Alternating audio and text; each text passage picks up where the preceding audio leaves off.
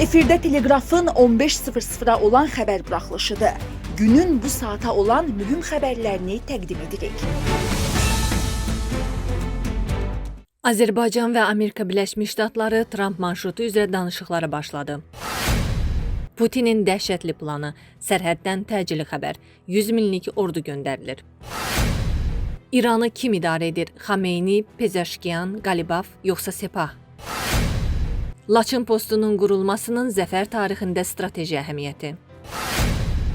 ABŞ və İsrail ilə davam edən hərbi gərginlik fonunda İranın siyasi elitası daxilində güc balansı olduqca mürəkkəb bir quruluşa malikdir. Telegraf xəbər verir ki, bu barədə BBC-nin materialında bildirilib. Ölkənin ali rəhbəri Mürtəcə Xameyni bütün strateji məsələlərdə son sözü deyən şəxsdir. Amma martın əvvəlində Ekspertlər Şurası tərəfindən təyin olunandan bəri ictimaiyyət qarşısına çıxmayıb. Yeni video və ya foto şəkilləri yoxdur. Ortada görünməməsinə baxmayaraq, İranın yüksək vəzifəli rəsmiləri, ABŞ ilə danışıqlar üzrə nümayəndə heyəti birbaşa Müştəbə Xameyninin göstərişləri altında işlədiyini iddia edir. Son həftələrdə siyasi arenada ən çox görünən fiqurlar parlament sədri Məhəmməd Baqir Qalibov və Xarici İşlər naziri Abbas Əraqçı da daxil olmaqla Xarici İşlər Nazirliyinin rəsmiləridir.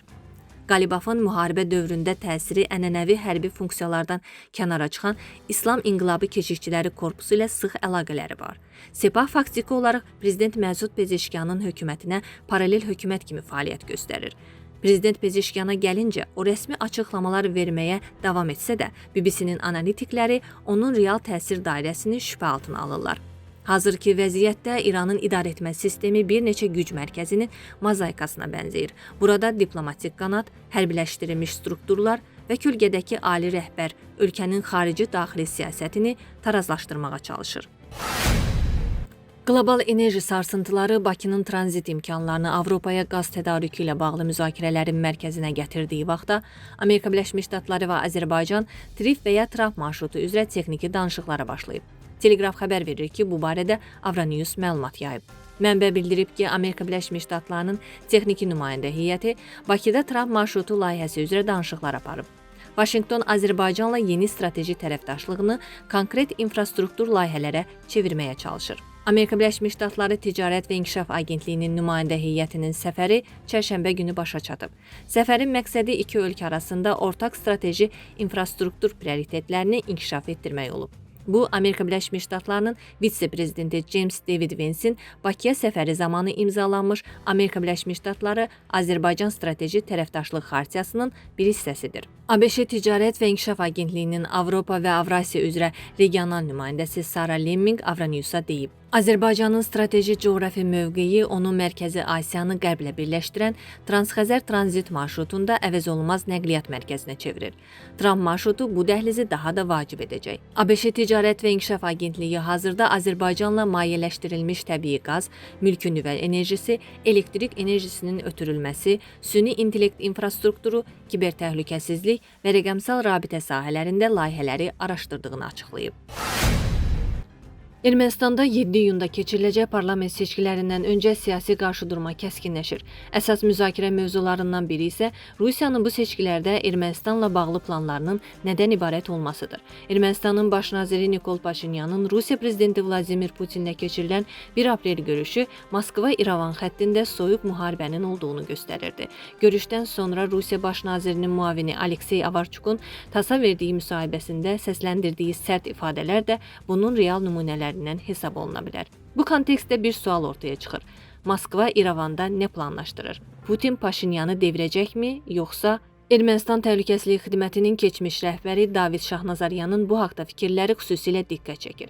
Şahnazaryan hesab edir ki, hazırda Rusiyanın Ermənistanla bağlı tamamilə fərqli gündəmi var. Avarçukun müsahibəsindən aydın görünür ki, Rusiya Ermənistanla bağlı mərkli planlar qurur. Bu plan nədən ibarətdir? Təbii ki, Paşinyanı əvəz etmək üçün heç bir plan yoxdur. Əgər Moskva Rusiyapərəst bir qüvvəni hakimiyyətə gətirərsə, Ermənistana nəsə verməli olacaq. Əksinə, məhz indi Rusiyapərəst qüvvələrdən daha çox şey əldə etməlidir. Rusiyanın 2 planı var. Birincisi, ABŞ-nin İran müharibəsinə görə düşdüyü geosiyasi çətinlikdən istifadə edərək 2020-ci il 10 noyabr razılaşmasının 9-cu bəndini, yəni Zəngəzur planını həyata keçirməkdir. İkincisi, Ermənistanla Avropa İttifaqı arasında bütün əlaqələri tamamilə kəsməkdir. Nəticədə Ermənistanı Belarusla ittifaqa məcbur etmək, Avropa müşahidəçilərini bölgədən uzaqlaşdırmaq istəyirlər. Bu prosesdə Paşinyan hakimiyyətdə qalmalıdır. Şahnazaryan düşünür ki, Paşinyanın Ermənistanı Avropa İttifaqına aparmaq üçün real şansı yoxdur. Rusiyada yaşayan minlərlə erməninin səs vermək üçün ölkəyə gətirilməsi planlaşdırılır. Bu, Kremlin planıdır. Söhbət hər birinə 100.000 rubl veriləcək, 100.000 erməninin İrəvana gətirilməsindən gedir. Hər bir erməni də seçki məntəqələrinə 2 yaxud 3 nəfər gətirməlidir ki, Samvel Karapetyanın partiyasına səs versinlər. Lakin bu, Ermənistanda hökuməti dəyişmək məqsədi ilə edilmir. Əksinə, 100.000 ermənini Rusiyadan gətirmək mümkün olmayacaq, amma 30.000 nəfərin gətirilməsi realdır. Bu, seçkilərin taleyini həll etmir, əvəzində sabitliyi pozmaq üçün yetərlidir. Onlar seçkilərdən sonra küçələrə axışaraq gərginlik yaradacaq və hakimiyyəti güc tətbiq etmək məcburiyyətində qoyacaqlar. Yəni, qan tökülməsini təmin etmək üçün 2-ci 1 mart təşkil edəcəklər. O deyib. Onun fikrincə, İrəvanda qanlı toqquşmadan sonra Ermənistanın Avropa yolu bağlanacaq və Paşinyan bütün şərtləri, Rusiya-Belarus ittifaqına qoşulmağı, Zəngəzur dəhlizində Moskva ilə işləməyi qəbul edəcək. Rusiya ciddi geosiyasi əks-hücumla Cənubi Qafqaza daxil olmaq üstünlüyü əldə edəcək. Bundan sonra Bakı və Ankaraya Sunik mənimdir, dəhlizlə bağlı danışıqları mənimlə aparın, Paşinyanla yox, deyəcək. Şahnazaryan hesab edir ki, Rusiyadan gətirilən ermənilər toqquşmaya meyilli deyil. Qeyd edir ki, əsas toqquşmanı Ukraynaya qarşı Rusiya tərəfindən döyüşən bir neçə yüz erməni təşkil edir. Onlar qeyri-stabillik yaradacaq, hakimiyyəti qan tökməyə məcbur edəcəklər. Bu, əsl təxribatdır. Mən bunları Rusiyanın məhli planlarının qarşısını almaq üçün deyirəm. Bu təxribat planı seçkilərdən dərhal sonra 8-9 iyunda həyata keçiriləcək. Lakin hakimiyyətin bunun qarşısını almaq potensialında olduğundan əmin deyiləm. Onlar nə edəcəklərini bilmirlər. Düşünürəm ki, çıxış yollarından biri Ermənistanda daimi yaşamayan, lakin seçkilərdən ən azı bir ay əvvəl ölkədə olan vətəndaşlara səs vermək icazəsinin yaradılmasıdır. Bu, miqrant işçi axınını aradan qaldıracaq. Erməni politoloq Stepan Qriqoryan da hakimiyyətə təhlükənin olduğu xəbərdarlığını edib. Qriqoryan iddia edir ki, Moskva Rusiyapərəst qüvvələrə səs vermək üçün Ermənistana qruplar göndərməyi planlaşdırır. Bu qruplar toqquşmalar yaradacaq və polislə qarşı durmaya gedəcəklər. Erməni politoloq hesab edir ki, müxalifət seçkilərdə qalib gələrsə, Azərbaycanla yeni müharibə başlayacaq. Yekunda Ermənistan əyalətə çevriləcək. 23 aprel suverenliyimizin bərpa edilməsinə doğru atılan təqvim olaraq Azərbaycan tarixində müstəsna yer tutur. 3 il öncə, 2023-cü ilin 23 aprel tarixində Laçın-Xənkəndi yolunun başlanğıcında Azərbaycan-Ermənistan dövlət sərhədində buraxılış məntəqəsi quruldu və bununla Qarabağda 10 illiklərdir davam edən erməni planları alt-üst edildi. Siyasi şərhçi Asif Nərimanlı hesab edir ki, Laçın postunun qurulmasının 2 praktiki əhəmiyyəti xüsusilə qeyd olunmalıdır. Birincisi, Laçın dəhlizi məsələsi praktiki olaraq sıradan çıxarıldı. İkincisi, erməni separatizminin tamamilə ləğv edilməsi, suverenliyimizin bərpası istiqamətində həlledici addım atıldı. Laçın dəhlizi Qarabağda qalan separatçılar üçün təkcə Ermənistana çıxış yolu yox, müstəqil, öz müqəddəratını təyin etmə, dövlət qurmaq kimi iddialarının nəfəsliyi yeganə imkanı idi. Azərbaycan ermənilərin Qarabağ iddiasında çıxış yolu kimi gördükləri Laçın dəhlizi anlayışını ləğv etdi. Bu, Prezident İlham Əliyevin milli məfkurəyə əsaslanan prinsipial siyasətinin nəticəsi idi. Azərbaycan liderinin strateji addımlarını nəzərdən keçirəndə Laçın postunun qurulmasına qədərki dövrdə həyata keçirilən siyasətə və sonrasında atılan prinsipial addımlara baxanda bunu daha aydın görmək olur. 2020-ci ilin 10 noyabr bəyanatının imzalanmasında Ermənistan Laçın dəhlizinin 20 kilometr enində olmasını və özlərinin nəzarət etməsini istəyirdi. Bununla separatçıları qorumaq və Qarabağ iddiasını saxlamağı planlaşdırırdı. Lakin Prezident İlham Əliyev qətiyyətli mövqeyindən geri çəkilmədi və müharibə meydanında olduğu kimi diplomatik müstəvidə də qələbəni təmin etdi. Dəhlizin 5 kilometr enində olmasına nail oldu. Bununla yanaşı 3 il müddətində yeni yolun istifadəyə verilməsi və Laçının mərkəzinin Azərbaycana qaytarılması müddəaları bəyanata daxil edildi. Bəyanata daxil edilən yeni yol strategiyası ilk dövrdə sadəcə Laçının mərkəzinin qaytarılmasına hesablanmış kimi görünsə də, proseslər göstərdi ki, İlham Əliyev daha dərin gediş edib. Laçının mərkəzi heç bir itki vermədən azad olundu.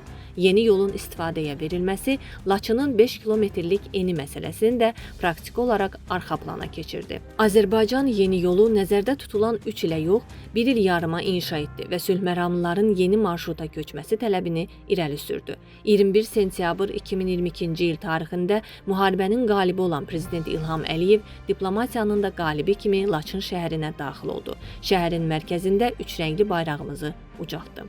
Prezident İlham Əliyevin milli maraqlara əsaslanan strategiyasında Laçın postunun qurulması və şəhərin bir güllə belə atılmadan azad edilməsi suverenliyimizin təmin edilməsində əsas mərhələlərdən biri idi. Laçının azad edilməsi xüsusilə 2 strateji əhəmiyyətə malik idi. Birincisi, Ermənistanla şərti sərhəd nəzarətə götürüldü və Qarabağ məsələsi praktiki olaraq daxili işimizə çevrildi. İkincisi, suverenliyimizə təhdid olan erməni iddialarının çıxış yolu olan Laçın dəhlizi sıradan çıxarıldı. Bütün bunlar 44 günlük müharibədən sonra başlanan diplomatik döyüşün mərhələləri idi və Prezident İlham Əliyev bu döyüşdə də Azərbaycanı qalibə çevirdi. Laçın dəhlizi ləğv ediləndən və sərhəd buraxılış məntəqəsi qurulandan sonra Prezident İlham Əliyev suverenliyimizin bərpa edilməsində sonuncu mərhələyə start verdi. Separatçıların qalıqlarının torpaqlarımızdan təmizlənməsi və Xankəndidə 3 rəngli bayrağımızın dalğalanması. 23 aprel tarixindən cəmi 5 ay sonra 20 sentyabr 2023-cü il tarixində keçirilən antiterror əməliyyatı Qarabağda 100 ildir davam edən separatizmin məhv edilməsi ilə nəticələndi. Ordumuz Ali Baş Komandanın rəhbərliyi altında buna cəmi 24 saatdan da az müddətə nail oldu. Xankəndi də daxil olmaqla Qarabağın bütün güşələrində 3 rəngli bayrağımız dalğalandı. Bu tarixi zəfəri Prezident İlham Əliyevin milli maraqlar uğrunda qətiyyətli və prinsipial siyasəti nəticəsində əldə etdik.